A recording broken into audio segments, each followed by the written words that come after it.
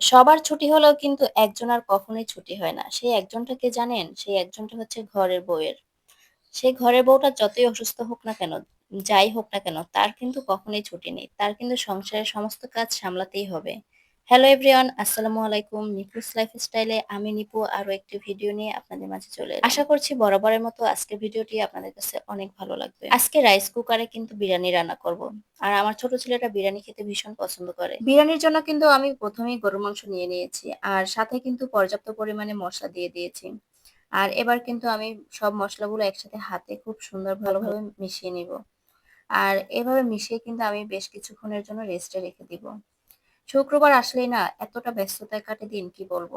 অন্য দিনের তুলনায় কিন্তু শুক্রবারটা অনেক ব্যস্ততায় কাটে।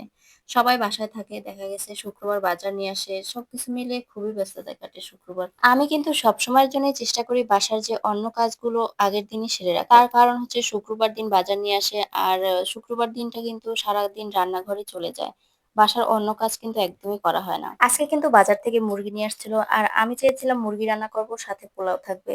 এখন আমার ছেলে এসে বলতেছে সে মুরগি খাবে না, সে বিরিয়ানি খাবে গরুর মাংস দিয়ে। কি আর করার আছে, ছেলের আবদার তো আর ফেলে দেওয়া যায় না। তো এর জন্য কিন্তু গরুর মাংস দিয়ে বিরিয়ানিটা রান্না বসিয়ে দিলাম। আর দেখবেন যেদিন মুরগি নিয়ে আসে মুরগিটা কিন্তু ওইদিন খেতে একটু বেশি ভালো লাগে।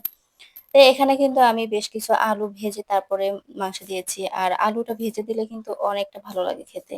আর আমার ছোট ছেলেটা কিন্তু আলু ভেজে না দিলে সে একদমই খাবে না। এখনকার বাচ্চাগুলো কতটা আপডেট, তাই না? আর আমরা যখন ছোট ছিলাম তখন কিন্তু আমাদের বিরিয়ানি হলেই হতো। এত চাহিদা ছিল না। আমার ছেলে তো যদি আমি আলুটা ভেজে না দেই তাহলে সে বুঝতে পারে। কিভাবে বুঝে আমি তাই বুঝি না। মাংসটা কিন্তু আমার একদম হয়ে গেছে। আর রাইস কুকারে কিন্তু আমি রাইসটা হাফ সিদ্ধ করে নিয়েছিলাম। তো এই পর্যায়ে কিন্তু আমি মাংসটা রাইসের সাথে এড করে দিলাম। আর সাথে কিন্তু আমি কিছু পেঁয়াজ বেরেস্তা আর আলু বোখরা দিয়ে দিচ্ছি। আর আমি কিন্তু এরপরে প্রায় ৪০ মিনিটের মতো এটা বন্ধ রেখেছি। তারপরে কিন্তু আমি ঘি এড করে দিয়েছি। ঘিটা কিন্তু সবার শেষেই দিয়েছি। আর ঘি সবার শেষে দিলে কিন্তু খুব সুন্দর একটা স্মেল আসে। অনেকে হয়তো ভাবছেন রাইস কুকারে কিভাবে বিরিয়ানি রান্না করে, কিন্তু দেখেন কত সুন্দরভাবে পারফেক্ট ভাবে বিরিয়ানিটা হয়ে গেছে। আমি কিন্তু রাইস কুকারেই রান্না করেছি। আর একদম পারফেক্ট হয়েছে কিন্তু আমার বিরিয়ানি। এ পর্যায়ে কিন্তু আমি কিছু গরুর মাংসের কাবাব ভেজে নিচ্ছি। যদিও আমি ভাজতেছি না, এটা আপনাদের ভাইয়াই ভাজতেছে। তো আপনাদের ভাইয়া যখন বাসায় থাকে তখন কিন্তু সে মাঝে মধ্যেই রান্নাঘরে আসে, টুকটাক কাজ করে। তো আমি আরো এটার জন্য অনেকটা বিরক্ত হই, কারণ আমার রান্নাঘরে আমি ছাড়া যদি অন্য কেউ কাজ করে এটা আমার কাছে অনেকটা বিরক্ত। এ পর্যায়ে কিন্তু আমার রান্না একদমই শেষ, বাচ্চাদের খাবার দিয়ে দিব। আর এদিকে কিন্তু আমি আমার খাবারটা সুন্দরভাবে সাজিয়ে নিচ্ছি। যেহেতু ভিডিও করি তো খাবারটা একটু সুন্দরভাবে সাজিয়ে না নিলে কি হয় বলুন তো। আর আপনাদের ভাইয়া এসে বলতেছে এগুলো কি করতেছো, তোমার ধৈর্য আছে? ভিডিওটি কিন্তু একদম শেষের দিকে।